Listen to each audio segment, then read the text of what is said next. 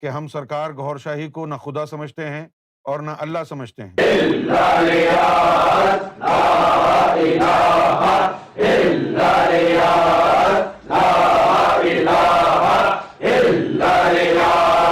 کہ ہم سرکار گوھر شاہی کو نہ خدا سمجھتے ہیں اور نہ اللہ سمجھتے ہیں۔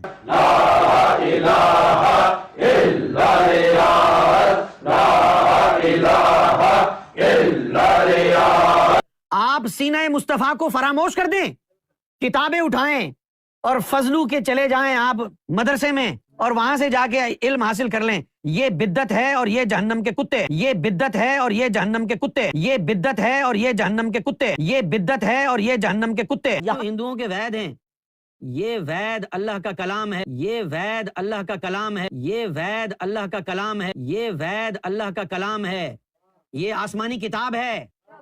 آج آپ کو یہ بات تسلیم کرنی پڑے گی کہ یہ ہندو بھی اہل کتاب ہیں، کہ یہ ہندو بھی اہل کتاب ہیں، کہ یہ ہندو بھی اہل کتاب ہیں، ان میں بھی مومن ہوتے ہیں، ان میں بھی مومن ہوتے ہیں۔ کہ سب سے بہتر وہ ہے جو رب سے محبت کرتا ہے، بھلے اس کا تعلق کسی بھی دین اور دھرم سے نہ ہو، بھلے اس کا تعلق کسی بھی دین اور دھرم سے نہ ہو، بھلے اس کا تعلق کسی بھی دین اور دھرم سے نہ ہو۔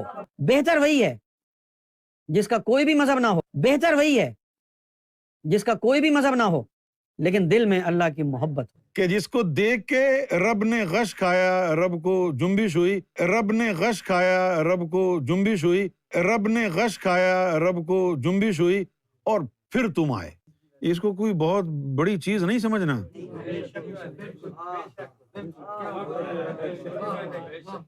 بہت بڑی چیز نہیں سمجھنا اس کو، تو میری لاج رکھنا، گمراہ نہیں ہو جانا۔ دل پر نظر گوھر شاہی ٹک گئی، وہ گوھر شاہی کے قدموں سے ایسا چمٹا کہ اس کو تو رب بھی اب نہیں ہٹا سکتا، کہ اس کو تو رب بھی اب نہیں ہٹا سکتا، کہ اس کو تو رب بھی اب نہیں ہٹا سکتا۔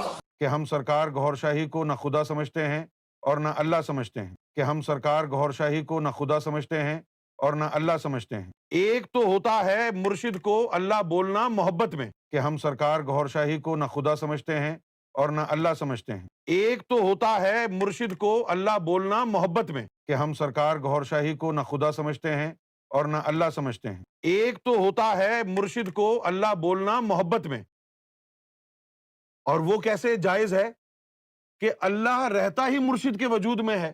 یہ آج میں بالکل ننگا ہو کے کسی مصلحت کو برابر میں رکھے بغیر انتہائی ننگا ہو کے کہہ رہا ہوں، سرکار گوھر شاہی کے اس دنیا میں آنے کے بعد اللہ کی الوہیت اور ربوبیت کا پرچار شرک ہے، اللہ کی الوہیت اور ربوبیت کا پرچار شرک ہے، اللہ کی الوہیت اور ربوبیت کا پرچار شرک ہے۔ بتائیے ہندوؤں کو کس نے بنایا؟ سکھوں کو کس نے بنایا؟ عیسائیوں کو، مسلمانوں کو بھی اللہ نے، سب کو اللہ نے بنایا، تو یہ اللہ کی مخلوق ہے۔ جس کو اللہ چاہتا ہے ان کے دلوں میں اپنا نام اتار دیتا ہے۔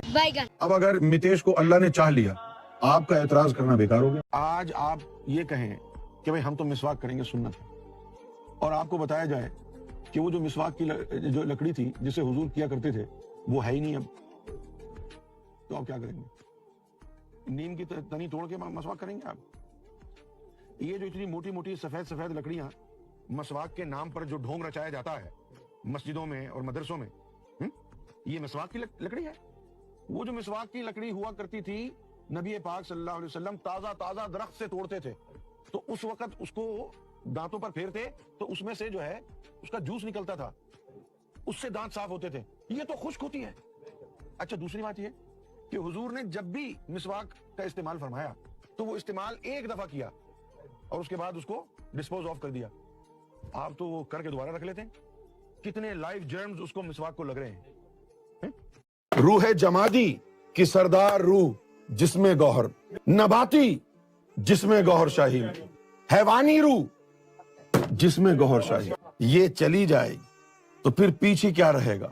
اس لیے فرمایا کہ انسانیت کو، کائنات کو، دنیا کو مجال نہیں ہے کہ امام مہدی کے جانے کے بعد ایک لمحے کے لیے بھی سانس لے سکے.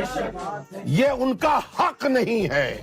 آپ کی سانس، میری سانس، دنیا کی سانس، نظام ہستی، نظام کائنات اس لیے چل رہا ہے کہ گوہر شاہی یہاں موجود ہے. گوہر شاہی یہاں موجود ہے، اس لیے کائنات میں رنگ ہے. اوے ان بغیرت مولویوں سے پوچھو، حدیث شریف میں لکھا ہے کہ مومن کو گالی دینے والا فاسق ہے، اور جو مولا علی کو گالی دے وہ کون ہے؟ اگر کوئی حرامزادہ اس ذات والا کو گالی دے تو اس کو کیا کہیں؟ صحابی کہیں گے، کاتب وحی کہیں گے، ہم اس کو کہیں گے مردود ہے، لعنتی کردار ہے، اللہ کی لعنت ہو اس کے اوپر، لعنتی کردار ہے، اللہ کی لعنت ہو اس کے اوپر.